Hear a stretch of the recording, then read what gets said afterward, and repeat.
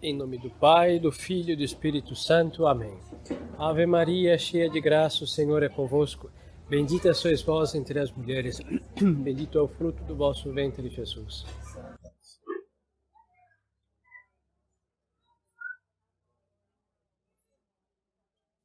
Nossa Senhora do Santíssimo Rosário, São José, nossos santos anjos da guarda, vigiai-nos. Em nome do Pai, do Filho e do Espírito Santo. Amém. Podem sentar.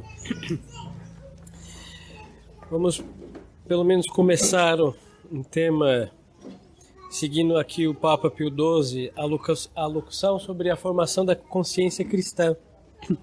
Eu vou seguir aqui o Sumo Pontífice. É um tema muito interessante. Nós sempre falamos da consciência, mas nós não sabemos qual consciência que nós devemos seguir, não? A consciência deve ser formada e nós somos católicos, deve ser formada de modo católico. Então vamos seguir o Sumo Pontífice nessa alocução. Se nós não terminarmos hoje, será amanhã a gente termina, fé em Deus.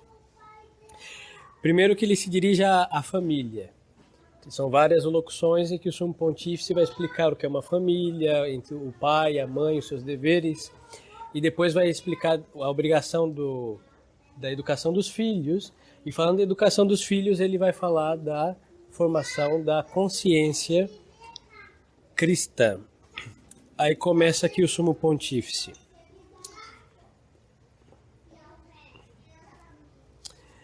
A família é o berço onde nasce e se desenvolve a nova vida que, para não perecer, necessita ser ensinada e educada. Este é um direito e um dever fundamental conferidos e impostos imediatamente por Deus aos pais. É muito interessante que Pio XII ele teve que lidar com quase todos os problemas modernos, não? Que nós até hoje vivemos, porque nós não, infelizmente, não levamos a cabo os ensinamentos dos pais. Então, havia uma invasão do Estado sobre a família para retirar da igreja e das casas o direito e o dever dos pais de educar os filhos. É uma concepção moderna, não? Os pais fazem os filhos, aí acham que a escola educa. Isso é um absurdo, hein?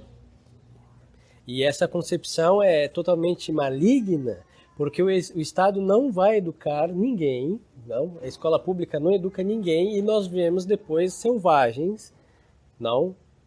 Por aí soltos, com as paixões à flor da pele, realmente animais selvagens, que é a sociedade que nos toca viver. Então o Sumo Pontífice está dizendo claramente que eu vou repetir, esse é um direito e um dever fundamental conferidos e impostos imediatamente por Deus aos pais. Ou seja, todo pai e toda mãe, ele tem um dever diretamente imposto por Deus para cuidar dos seus filhos. A pátria é a potestade deles. E esse dever não é delegado a outro. Esse dever nunca um pai e uma mãe está dispensado de cumpri-lo, não? É uma obrigação da qual vem um pecado grave ao descuidar disso. Aí vai dizer o Sumo Pontífice: a educação tem, na ordem natural, como conteúdo e fim o desenvolvimento da criança para se tornar um homem completo. A educação cristã tem como conteúdo e fim a formação do novo ser humano, renascido pelo batismo para que se torne um perfeito cristão. Tal obrigação, que sempre constitui uma regra e uma honra para as famílias cristãs, é solenemente prescrita no cânon 1113 do Código do Direito Canônico, que declara: os pais têm a grave obrigação de velar com todo cuidado pela educação religiosa e moral, física e cívica de seus filhos e de promover igualmente o seu bem-estar temporal. Então aqui nós vemos que pelo que diz o Sumo Pontífice, o homem precisa ser aperfeiçoado. Toda criança, todos nós nascemos, dizia Aristóteles, é uma tábula rasa, não? Uma tábua de cera que nunca foi escrita sem escrever. Então a educação vai fazer o quê? Que toda aquela potencialidade que aquela criança tem venha ao ato. E então o educere, é o conduzir a capacidade moral, a virtude, também as capacidades intelectuais do sujeito e levá-las ao ao mais que possa, não? Então, uma criança, se ela não recebe essa educação, ou recebe uma educação igual, é o que nós temos nas escolas públicas e também nas escolas particulares, hein? Assim, um igualar abaixo, então ficam crianças incapacitadas. O Sumo Pontífice está falando assim de dar o pleno e o homem completo. Então é verdade que uns terão mais aptidões para tais coisas e outros para outras, mas em todo caso na educação católica, quer na simplicidade ou com todos os meios mais finos, sempre se deu tudo para que todos os homens se desenvolvessem as suas capacidades plenas. Então, desde a virtude, no sentido moral e no sentido intelectual, não? Isso sempre foi assim. E já nesse então, a sociedade estava medíocre, não? E é o princípio da educação numa escola qualquer hoje em dia. Nenhum professor tem aquela preocupação de ver o seu aluno e ver o que ele pode dar. Isso há uma diversidade imensa, hein? Talvez tenha exceções dos professores, mas eu espero que tenha, não? Nenhum homem é igual ao outro, então o professor tem que deveria puxar para cima e para o alto, e quem chegar, chegou, e o que não chegar, se aproxima. Não sempre foi assim. Por isso a exigência das escolas católicas, principalmente as freiras que se esmeraram muito, os salesianos, lassalistas, de serem o rigor moral para aperfeiçoar a vontade do homem, das crianças, que são muito inconstantes e caprichosas, e depois o intelecto, porque, bom, pelas paixões e vícios nós fugimos da vida intelectual. Então todo esse rigor, que hoje é condenado como, bom, com 1000 títulos, era exatamente para fazer com que aquelas crianças saíssem homens perfeitos, completos, com as suas aptidões em exercício, e não atrofiadas para uma educação igualitária e muito miserável. E aqui o Sumo Pontífice não vai dizer que, junto com o Código de Direito Canônico, é uma obrigação grave que os pais têm que fazer com todo cuidado para promover este desenvolvimento dessas crianças, dos seus filhos. As mais urgentes questões concernentes a tão vasto assunto foram esclarecidas várias vezes por nossos predecessores e por nós mesmos. Eis que nós nos propomos agora não repetir o que foi amplamente exposto, mas sobretudo chamar a atenção sobre um elemento que, se bem com base e apoio da educação, especialmente cristã, ao contrário, parece a muitos, à primeira vista, ser-lhe quase estranho. Nós queríamos falar do que existe de mais profundo e intrínseco no homem, sua consciência. Somos levados a tal pelo fato de que certas correntes do pensamento moderno começam a alterar-lhe o conceito e combater-lhe o valor. Trataremos, pois, da consciência como objeto da educação. A consciência como núcleo mais íntimo e secreto do homem. É lá que ele se refugia com suas faculdades espirituais numa solidão absoluta, só consigo mesmo, ou melhor, só com Deus, cuja voz se faz ouvir pela consciência e consigo mesmo. É lá que ele resolve para o bem ou para o mal. É lá que escolhe entre o caminho da vitória e o da derrota. Mesmo que o quisesse, o homem jamais chegaria a desembaraçar-se dela. Com ela, quer ela o aprove, quer o condene, percorre todo o caminho da vida e com ela ainda a testemunha verídica e incorruptível, apresentar-lhe-á ele ao juízo de Deus. A consciência, portanto, para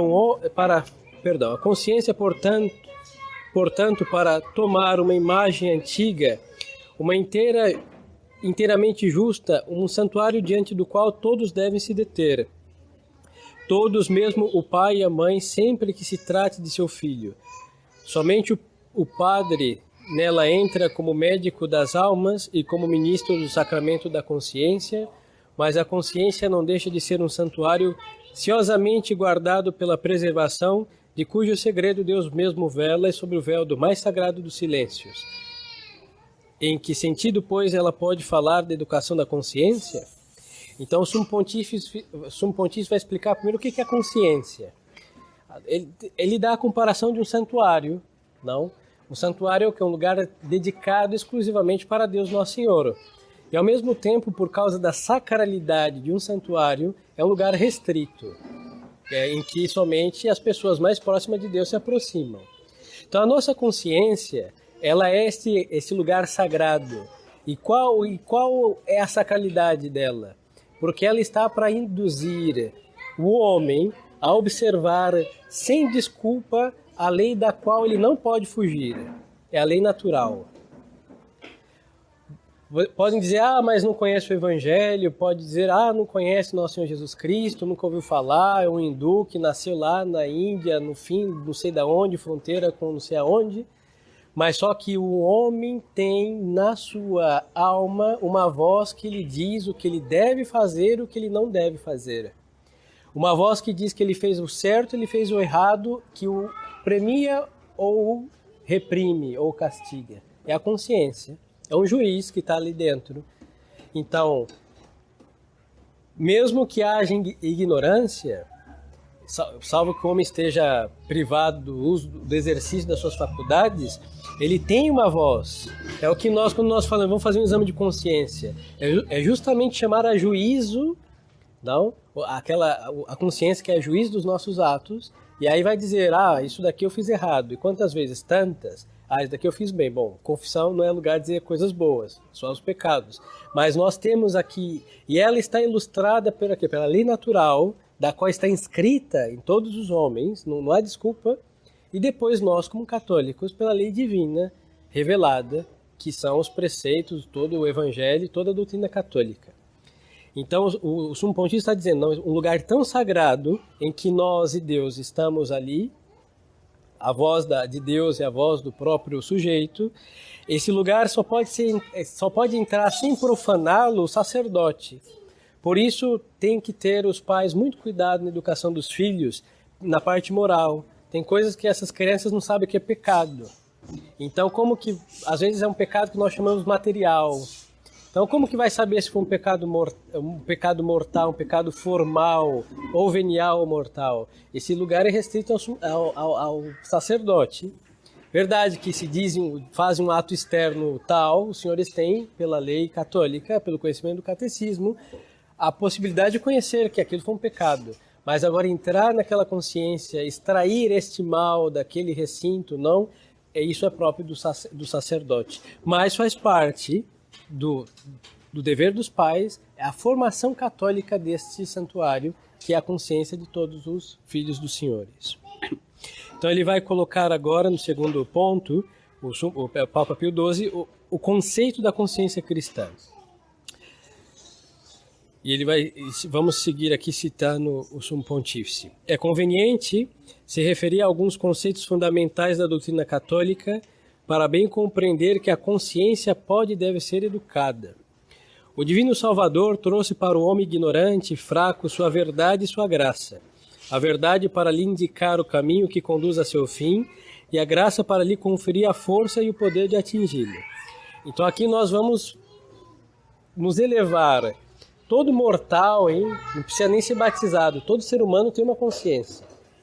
E se essa consciência não está formada pela religião católica, talvez deformada por uma heresia ou por uma religião falsa, mas em todo caso tem a luz da verdade natural. Os 10 mandamentos estão escritos no coração de todos os homens. Não? Mas só que nós vamos aqui nos elevar. Então estamos falando de uma consciência católica, em que, ademais da lei natural, inscrita nos corações de todos, nós temos a lei revelada, o Evangelho de Nosso Senhor Jesus Cristo e o magistério da Santa Igreja, não? Como luzes dos nossos atos. Nós somos católicos.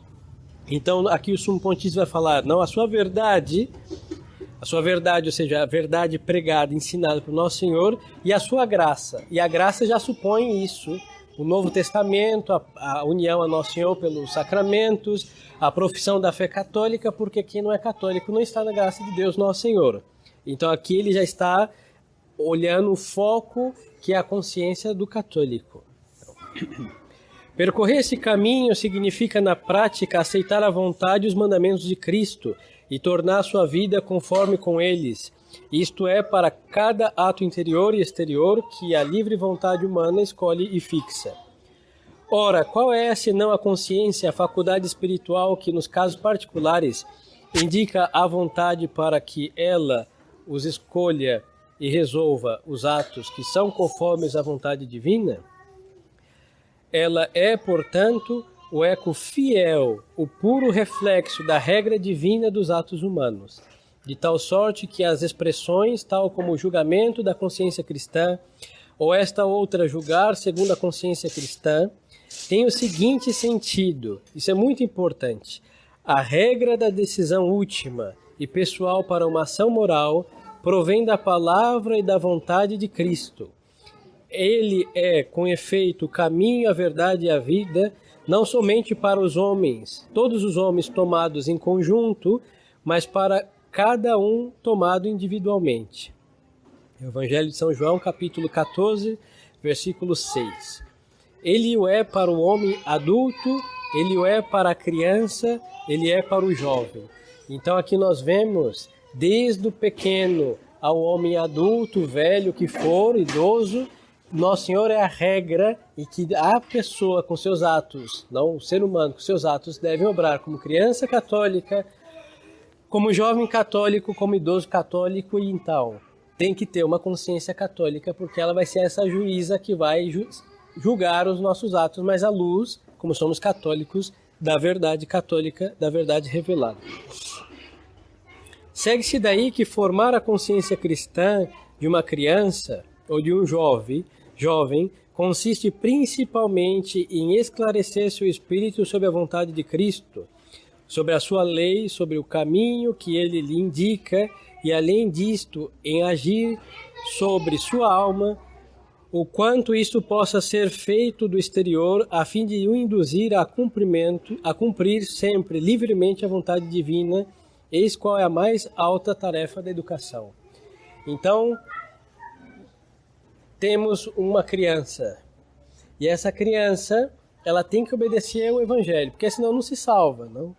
Aqui não vamos nem falar da misericórdia, nada dessas coisas, porque não que se oponha. Deus é misericordioso, mas Deus é justo. E Ele deixou justamente, por infinita bondade, esta luz da verdade revelada, a verdade natural, para que o homem não tropece nesse vale de lágrimas. Não? O homem só tropeça porque se desvia destas luzes.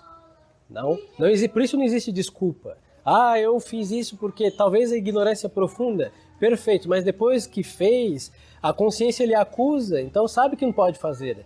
Talvez não saiba o porquê e não tenha as explicações morais das mais rebuscadas, de acordo. Mas todo mundo sabe que não pode fazer o mal e que nós devemos fazer o bem. Esse é um princípio elementar. Então, nós temos para nos salvar a obrigação de nos sujeitar a nosso Senhor Jesus Cristo. E essa sujeição, ela não é contrária à consciência.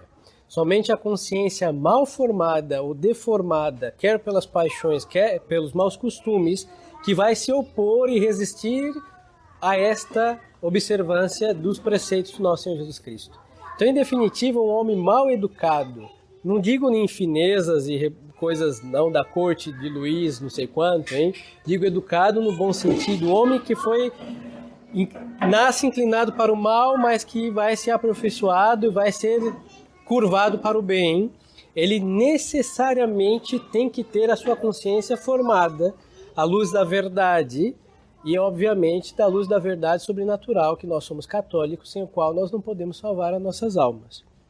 Então, às vezes, nós falamos, as crianças são rebeldes.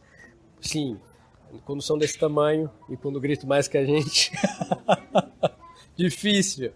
Mas, junto com a rebeldia, existem muitas coisas que arrastam a criança para o mal. É o temperamento. E depois, junto com o temperamento não educado, nós formamos um caráter. E se ele não é educado, é um péssimo caráter. Depois tem os péssimos costumes dos que nos rodeiam, que nós sabemos, por experiência própria, que o mal é muito mais fácil do que o bem. Então, junto um temperamento difícil, com um caráter muito mal formado, cujas paixões estão soltas e os vícios reinantes, E uma consciência, obviamente, que se opõe à lei de Nosso Senhor, nós temos um animal ou um delinquente que saia disso. Então, por isso, a importância, porque se nós conseguimos educar estas crianças no caminho da verdade, assim, lutar contra as más inclinações do temperamento, formar um bom caráter necessariamente, e tudo isso iluminado por uma consciência católica, aí a prática das virtudes é completamente diferente, não? E quanto mais demoramos de fazer isso, pior vai ficando, porque o homem vai se cristalizando no mal, viram os costumes, os hábitos maus, vícios, e assim a consciência vai se calar a voz de Deus Nosso Senhor, ou se fará surda a verdade Nosso Senhor. Essa é a história de muitos, hein? A sociedade hoje que se faz aversa a Deus é justamente por essa razão. Então é de suma importância para a salvação que o homem siga Nosso Senhor, e para isso necessita educar a sua consciência no sentido católico. E o Sumo Pontífice vai colocar pressupostos e fontes da educação da consciência. Mas onde o educador e a criança encontrarão concretamente e facilmente, com certeza, a lei moral? No Criador, na lei do Criador, impressa no coração de cada um. É o que lhes dizia e repito. Porque nós não temos desculpa de não obedecer à lei moral. Não precisamos de um tratado de teologia moral, hein? Não é necessário. O fato daquela lei genérica de fazer o mal, de evitar o mal e fazer o bem, nós já temos aí condensado absolutamente toda a moral, todos os princípios. Aí, mas o que é mal? Todos nós sabemos o que é mal. Não precisa, essas crianças sabem o que é mal, elas sabem o que está errado.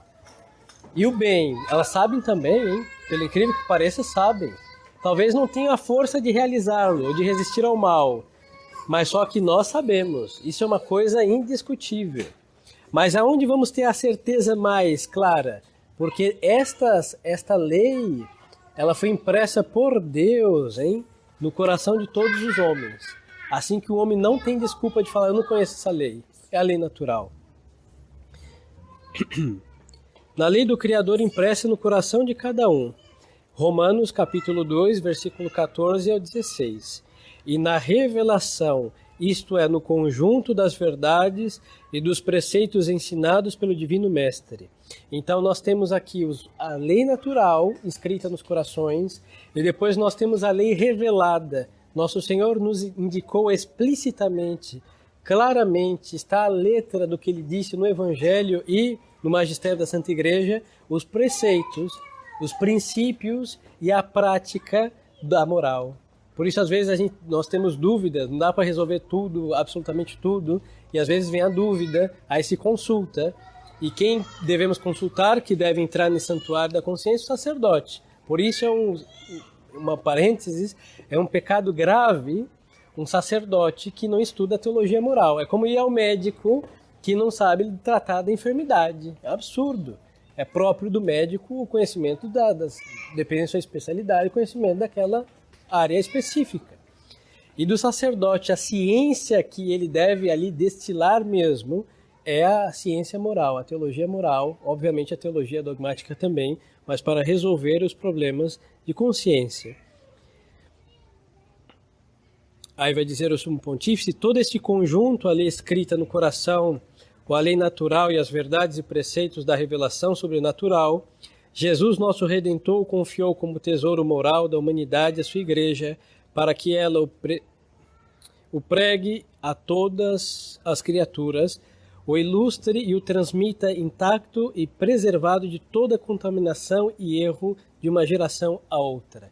Então a Igreja, ela tem, por uma assistência do Divino Espírito Santo, esta transmissão intacta da lei natural e da lei divina revelada. Tem coisas que nós não sabemos explicitar se de onde saiu, mas os papas dizem, não, é lei natural tal coisa.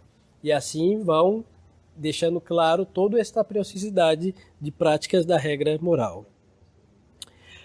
E agora o Sumo Pontífice, depois de aclarar essas coisas, ele vai ensinar os erros na formação e na educação da consciência e pretende a revisão das normas morais. Contra esta doutrina incontestada durante longos séculos, se erigem hoje dificuldades e objeções às quais é necessário esclarecer. Na doutrina moral católica, como no dogma, quer-se fazer de qualquer modo uma radical revisão para daí deduzir uma nova ordem de valores. Isso daqui ele fala nos anos 50, sim. Ele fala nos anos 50, se não me falhar a memória aqui, e nós temos exatamente a realização dessa revisão da moral, uma nova evangelização, tudo novo em contra do de sempre. O primeiro passo, ou para dizer melhor, o primeiro golpe dado sobre o edifício das regras morais cristãs deveria ser, como pretendem, desvencilhá-la da vigilância estreita e opressiva da autoridade da Igreja. Hoje existe uma independência moral do sujeito para com a Igreja. Nós havíamos dito que a Igreja é depositária e custódia da lei divina revelada. Ela que tem esta assistência. E hoje, não. Hoje existe essa moral independente da Igreja, dos preceitos, da prática e dos princípios. E isso daqui é ensinado pelos episcopados e paróquias por aí, é uma independência, de tal modo, se você acha que você deve ter acontecido, não aconteceu, bendigo a Deus, quantas vezes você vai se confessar, a consciência, a lei de Deus acusa de pecado e um sacerdote vai dizer, não, isso não é pecado, você tem que ser feliz, sinta-se feliz, e isso daí é bobagem dos preceitos que impuseram da religiosidade exacerbada, de gente fanática, que não compreende, isso se diz. E qual é a independência disso? Da lei de Deus? Deus me proíbe fazer tal coisa? Está proibido. O homem não tem direito a ofender a uma lei divina, porque Deus é o supremo legislador. Então essa independência é ruptura com Deus e ruptura com a custódia posta por Deus para esses preceitos que é a Santa Igreja. E isso fazem supostos eclesiásticos. Vamos seguir aqui o Sumo Pontífice.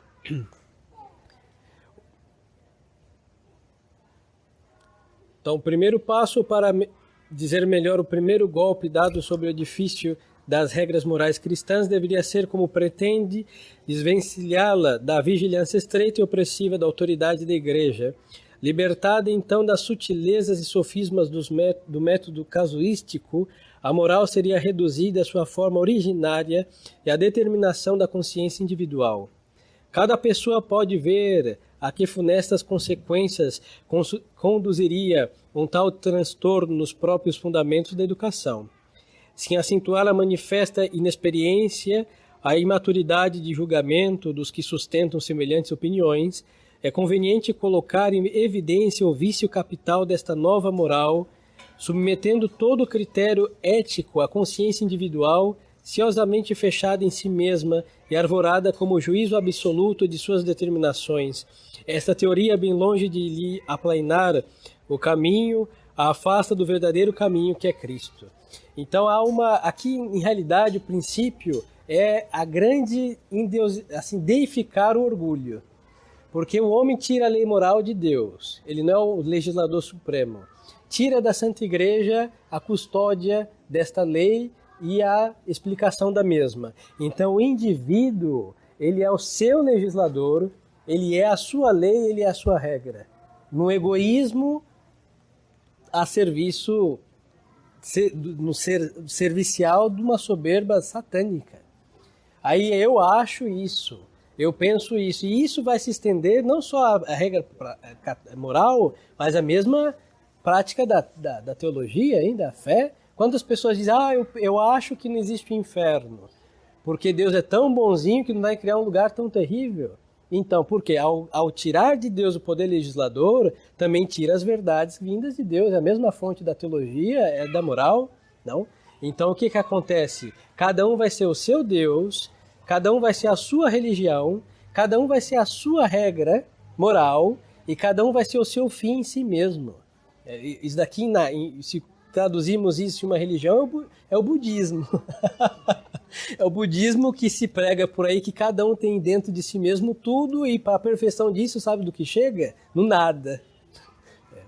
Dá um curto-circuito em qualquer consciência reta. Não, pois é isso daí que é exatamente isso que acontece com o moderno. Do mesmo modo, a assistência divina destinada a preservar a religião de erros e deformações foi prometida à Igreja e não aos indivíduos. Sabe a previdência, pois, que a Igreja, organismo vivo, pode assim, com segurança e facilidade, seja esclarecer e aprofundar as verdades, igualmente morais, seja aplicá-las, mantendo intacto o essencial nas condições variáveis de lugar e tempo. Considere-se, por exemplo, a doutrina social da Igreja, que, surgida para responder a necessidades novas, nada fez senão a aplicação da eterna moral cristã a presentes circunstâncias econômicas e sociais.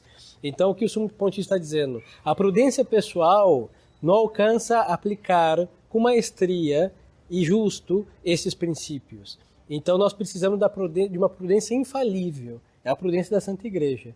Por isso, quando haviam problemas morais assim na sociedade, vinha uma encíclica de um Papa para resolver isso daqui. Ou uma consulta do episcopado à Santa Sede dizendo, Sumo Pontífice, tal problema, o que fazer? Não digo que é uma assim que tudo deve se pedir, mas existem coisas muito delicadas e nós sabemos, experiência própria, que nós não podemos solucioná-las, hein? Pedir conselho é um dos atos da prudência.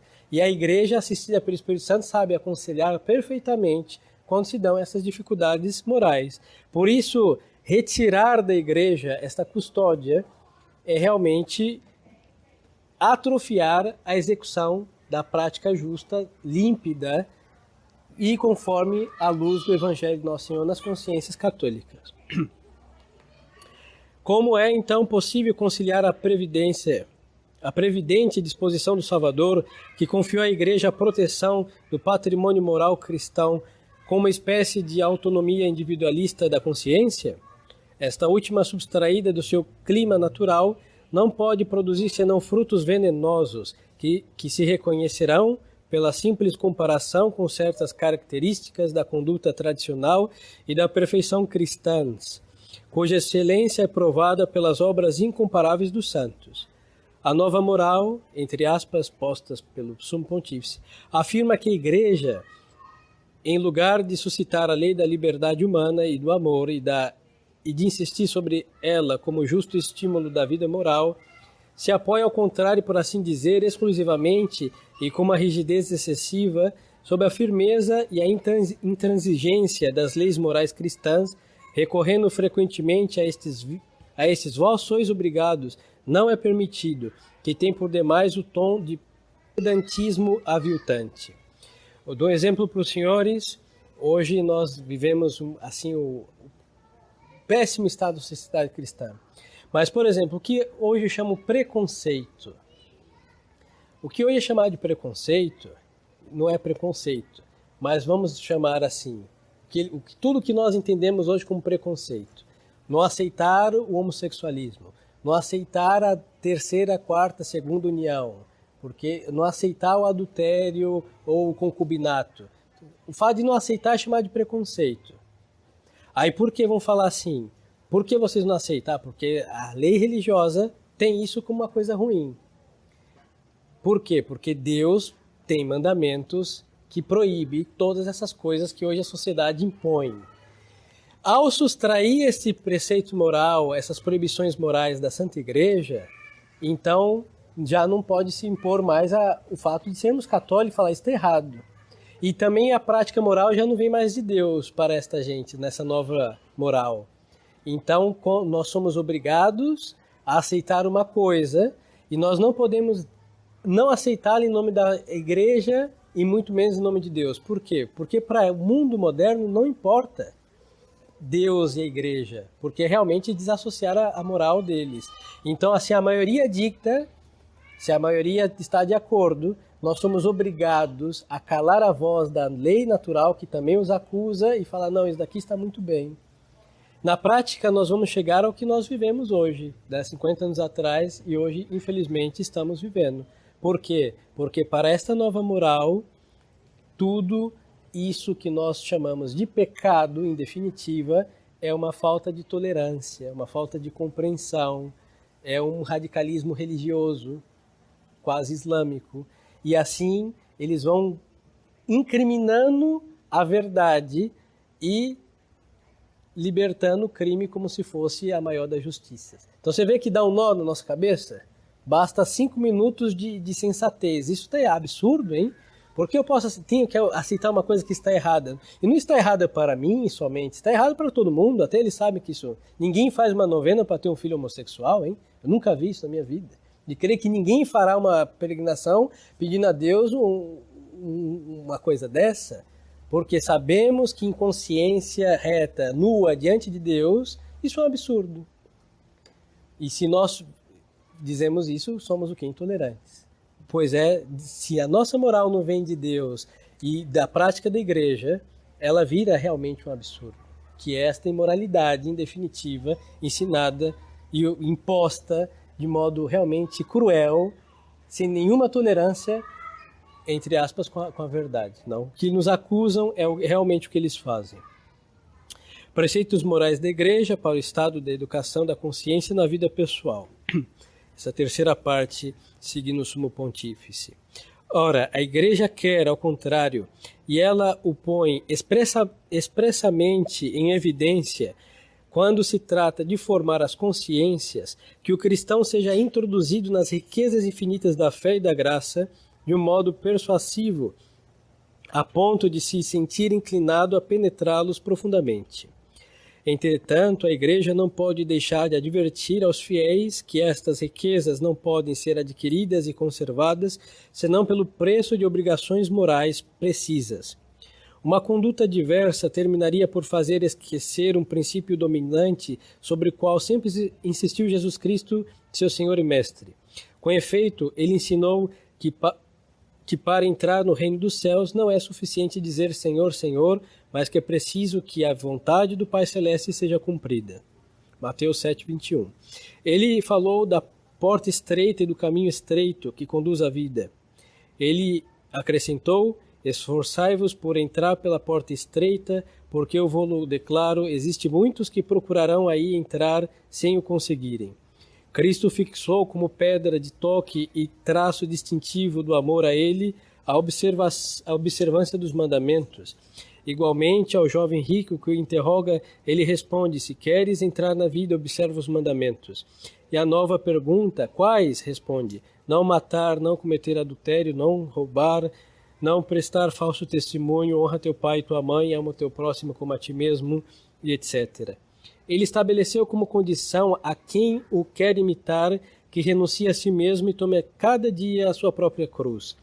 Ele exige que o homem esteja pronto a deixar por ele e pela sua causa tudo, como os pais, sua mãe, seus próprios filhos e até mesmo o bem e a própria vida. Então nós vemos que Nosso Senhor, ele exige essas coisas. Então existem exigências para obter um fim, que é a vida eterna. E essas exigências são preceitos. E esses preceitos, se não são cumpridos, chamam-se pecados. E esses pecados cometidos nos afastam do fim último. Uns vão ser mortais, outros vão ser veniais, mas em todo caso se chama pecado.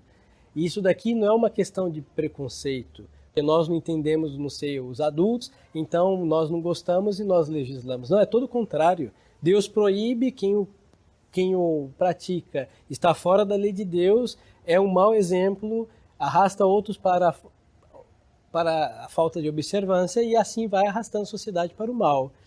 Então nós vemos que Nosso Senhor colocou preceitos morais, claros e árduos para levar o homem para a vida eterna. Aqui isso está sendo muito preciso. Pois ele acrescenta: eu vos digo a vós, meus amigos, que tenhais medo do que pode matar o corpo, mais do que isto, feito, nada mais podem. Dir-vos-ei que deveis temei aquele que, pós ter dado a morte, tem o poder de vos lançar no inferno. Então aqui o que deve ser temido não é as coisas que nos afastam de bens temporais, perecedeiros, mas o bem que é o bem por excelência, que é o fim último do homem. Mas para consegui-lo existem preceitos, e são preceitos morais, não que devemos praticar. Foi assim que Jesus falou ao divino pedagogo, que sabe certamente melhor do que os homens penetrar nas almas e as atrair a seu amor pelas perfeições infinitas do seu coração.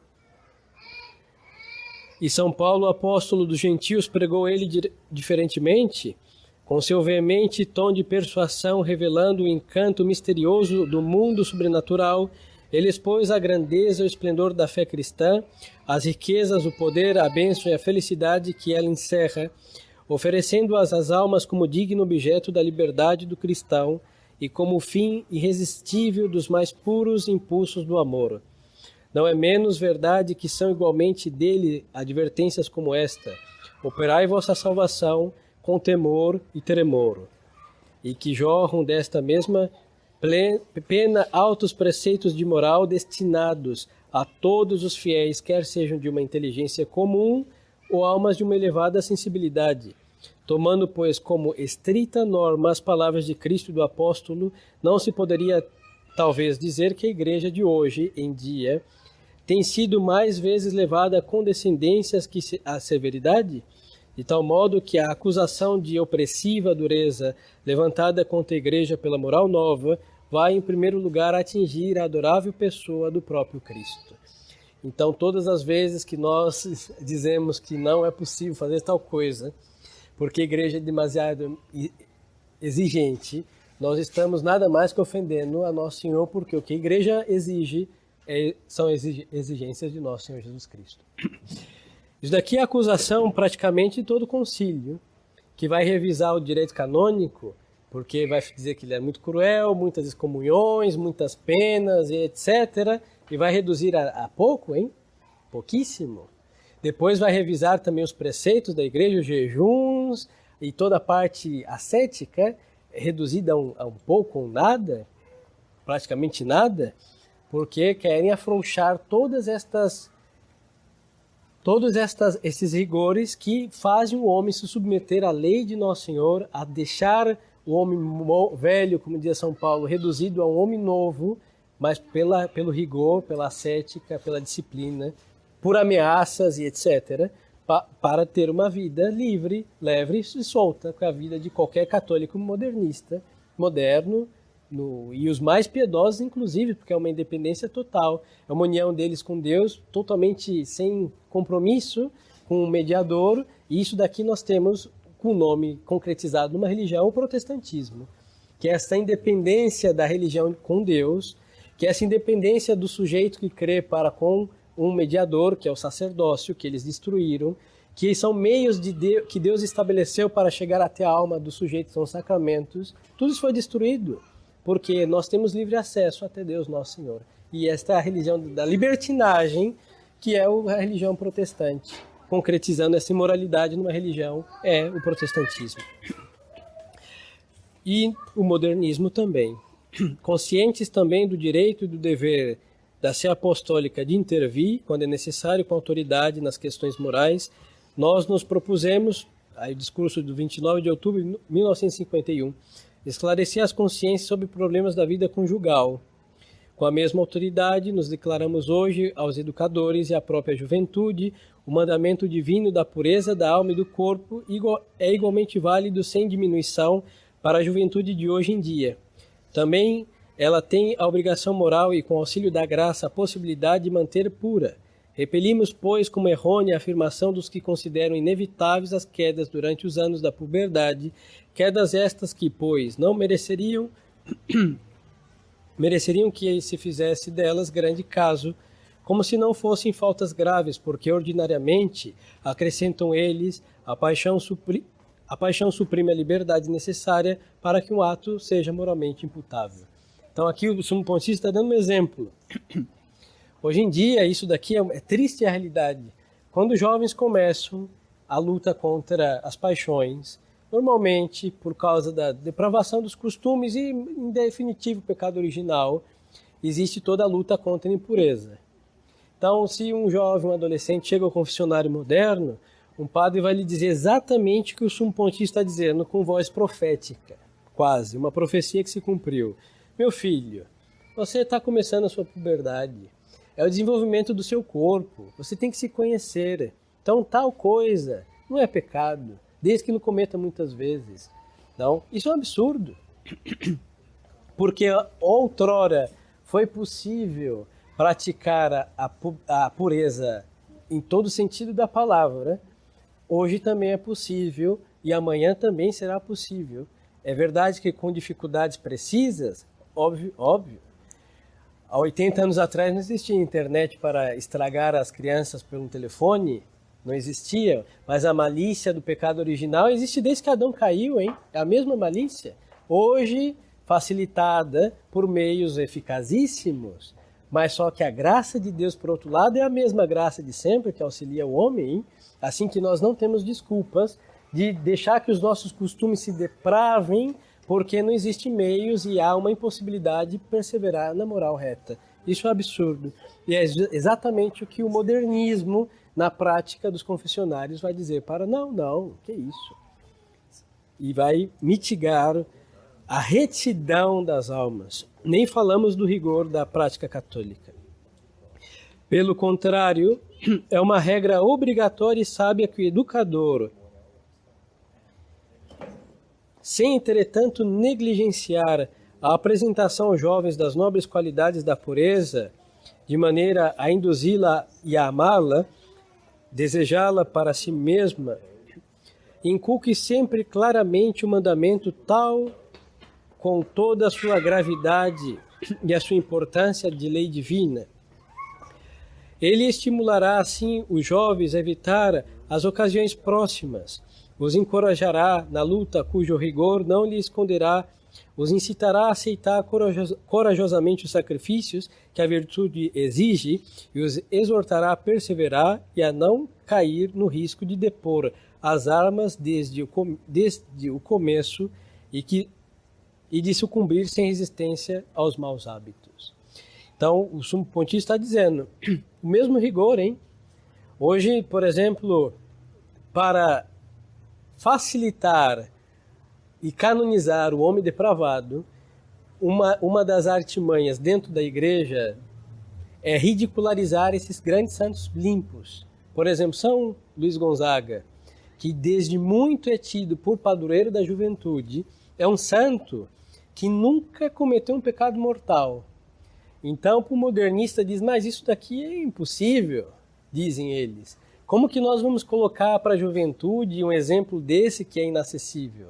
Porque normalmente a igreja dá um exemplo bem alto, sabendo que nós vamos imitar muito pouco. E se coloca um exemplo muito baixinho, nós não vamos imitar nada. Então nós temos que apontar para o alto. A história de São Luís Gonzaga conta que ele, por mortificação, ele nem olhava para a própria mãe. É impressionante. Não é pecado olhar para a própria mãe, obviamente, hein? Por favor. Nunca foi. Mas um menino que quer mortificar a sua vista e não olhar para a própria mãe é um domínio da vista incrível. E hoje um menino não pode ver uma porta que se abre e tem que olhar para trás, hein? E que mortificação, que exemplo acabado de mortificação aquele que não olhou para a própria mãe. Vai ser um exemplo de não olhar para o que não deve, se ele sacrificou que olhar para o que devia ou podia. E aí colocam como exemplo da juventude qualquer outro. Tem um rapaz aí que quer canonizar, eu não conheço a vida dele, mas eu sei que aos pés de São Luís Gonzaga ele não chega até a unha encravada de São Luís, não. Por quê? Porque é um exemplo como anjo de pureza, de limpeza, de heroicidade incrível. E a juventude precisa de um exemplo assim, e não de um exemplo mais ou menos. E assim, quando nós temos este exemplo acabado, nós temos coragem. E aí por quê? A nossa vontade é covarde no caminho do bem.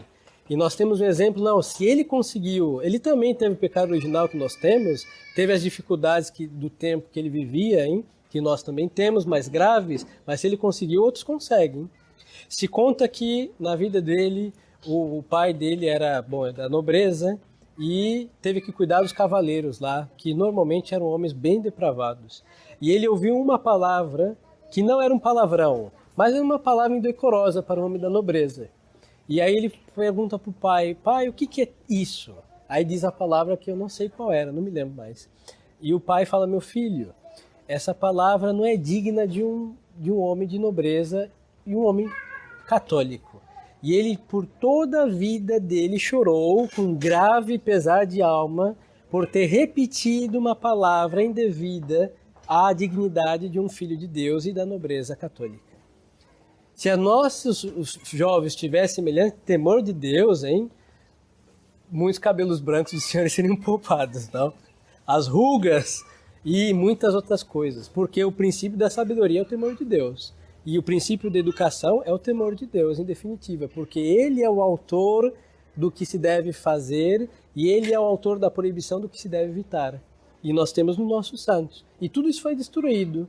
Por quê? Porque fazem que, não, é impossível ser bom segundo estes seres mitológicos que são nossos santos, hein? O São Domingos Sávio também, eu estava vendo outro dia, ele também ia, acho que, pro caminho da casa dele, sem olhar para os lados, quando medo de alguma coisa errada e não pecar, né? Ele voltava, nem conhecia direito o caminho da casa dele. O caminho da casa dele. Eu nunca tinha estudado isso. Sim, é impressionante. Hoje as crianças conhecem não só os caminhos de casa, mas caminhos de ossos tortuosos que não se podia nem saber. Pois é. Ele de cabeça baixa, ele voltava de cabeça baixa. Né? E o lema era antes morrer do que pecar. Pois é. E temos uma criança normal, aos olhos de Deus, feliz, porque andava jogando na escola, era muito feliz, mas o que andava? No temor de Deus. E era uma criança normal, no bom sentido da palavra, normal.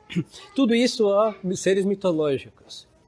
Não, a moral hoje é a santidade, o critério de santidade é uma pessoa realmente atrofiada moralmente, que põe aí como exemplo.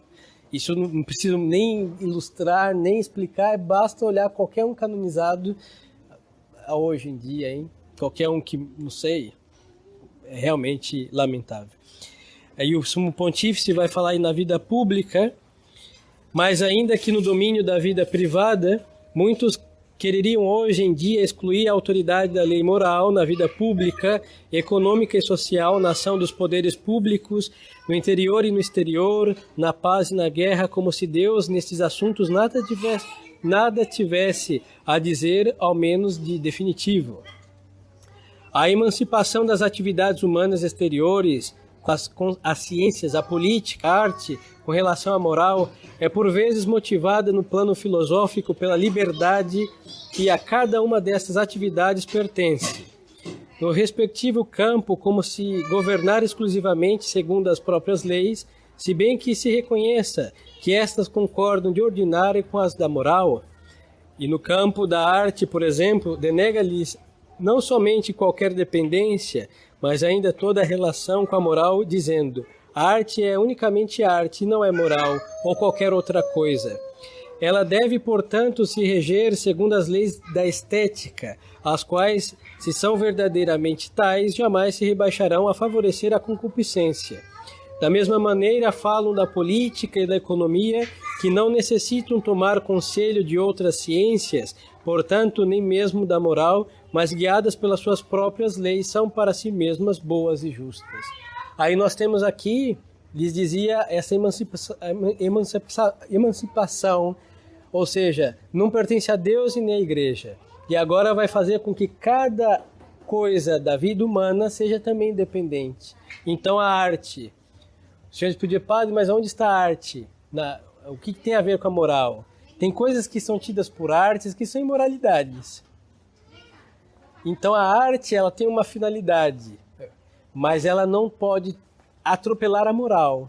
Então tem critérios que a arte vai realmente se deparar e vai falar: não, eu não posso expor certas imagens porque vai contra os bons costumes. O fim da arte não é a depravação. Então se pode fazer uma estátua decente, muito bela, com mármore, sei lá qual, mas por que sensual? Se ela é sensual, ela vai favorecer a concupiscência. Então nós vemos que na arte pintada, esculpida, do que for a arte em geral, ela tem que submeter a regra moral. A música. Mas, padre, eu posso cantar e o que tem a ver com a moral? Se a música é lasciva, é uma música imoral. Então a moral ilumina também a música, que está dentro das artes. A economia. Não, o que tem a ver o dinheiro com a moral? Muito, porque tem a ver com a justiça. E se nós tiramos a justiça da economia, nós temos um país como o Brasil, injusto, iníquo, que realmente não tem o bem comum fluindo, é esquecido, e aí temos um caos econômico. E assim todas as coisas da vida humana. A moral ilumina, de modo necessário. Trata-se, como se vê, de um modo sutil de subtrair as consciências da autoridade das leis morais. Em verdade, não se pode negar que tais autonomias sejam justas, enquanto elas exprimem o método próprio a cada atividade e os limites que se separam, em teoria, as suas diversas formas. Mas a separação dos métodos não deve significar que o sábio, o artista, o político sejam libertados de toda a preocupação moral no exercício das suas atividades, especialmente se elas têm incidências imediatas no domínio da ética, como a arte, a política, a economia. A separação pura e teórica não tem sentido na vida, que é sempre uma síntese, pois que o sujeito único de toda espécie de atividade é o próprio homem, cujos atos livres e conscientes não podem escapar à apreciação moral.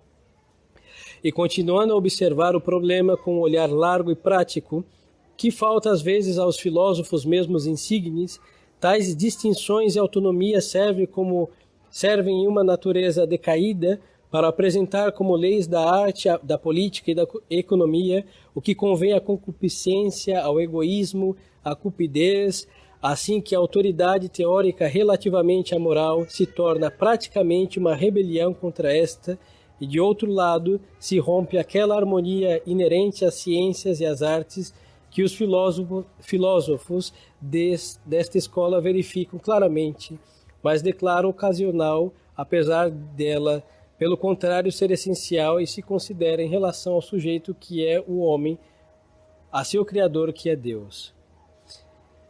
E aí vai concluir o Sumo Pontífice: eis porque nossos predecessores e nós mesmos, na convulsão das guerras e nos confusos acontecimentos de pós-guerra, não cessamos de insistir no princípio de que a ordem querida por Deus abrange a vida inteira, sem excetuar a vida pública, em todas as suas manifestações, persuadidos de que não há nisso qualquer restrição imposta à verdadeira liberdade humana, nem qualquer intromissão na competência do Estado, mas uma segurança contra os erros e os abusos, contra os quais a moral cristã, retamente aplicada, deve ser uma proteção.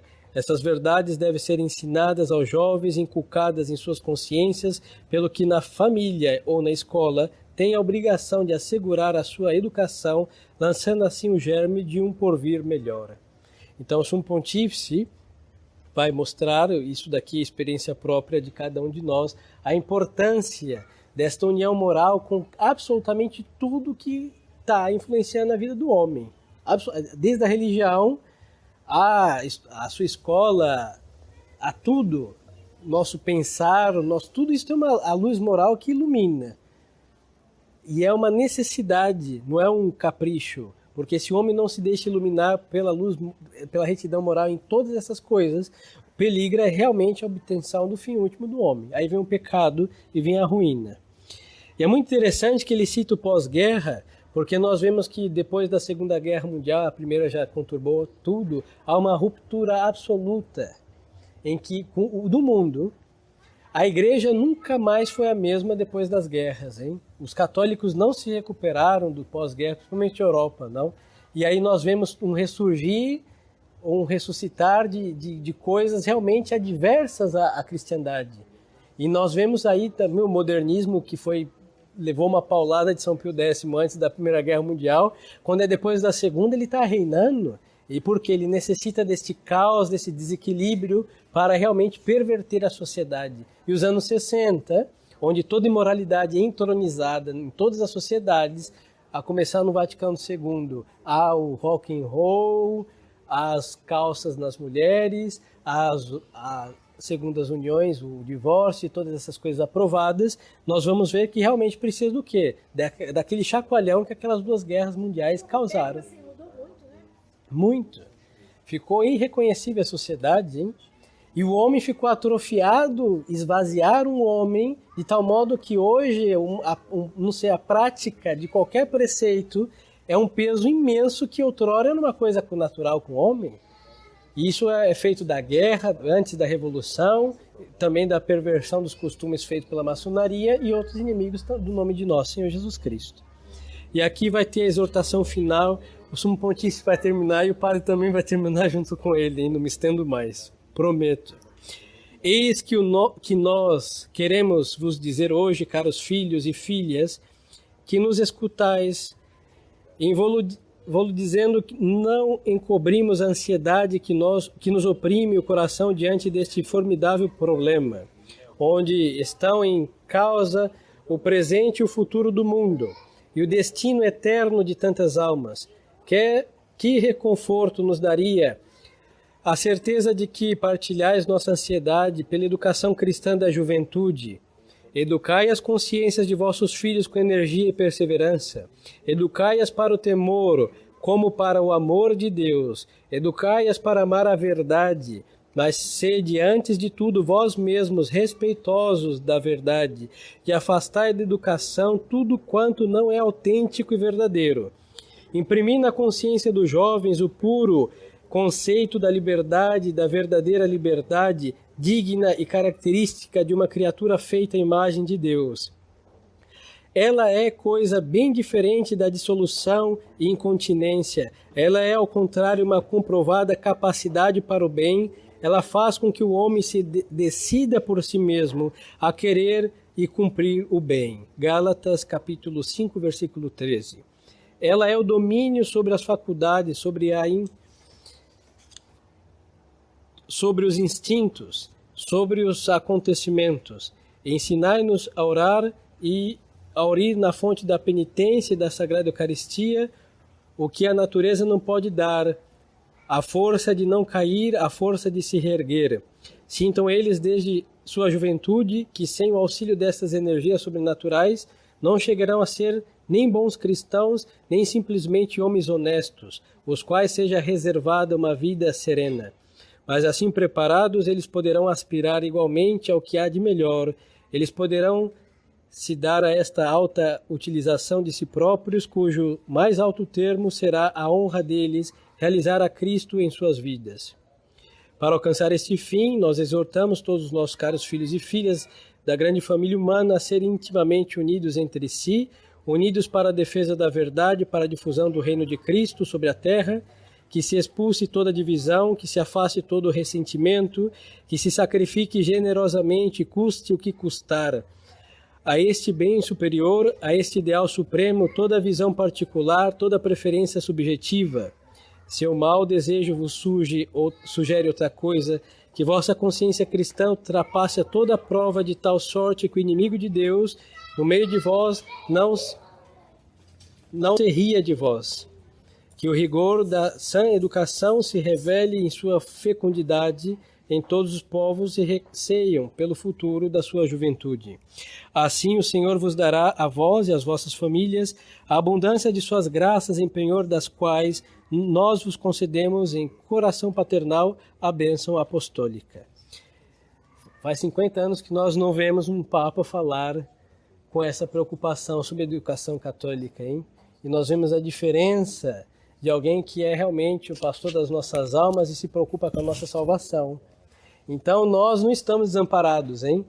Busquem o magistério da igreja, busquem encíclicas, alocuções. Pio XII tratou dos problemas modernos e nós temos uma luz para iluminar as trevas densas que nós vivemos.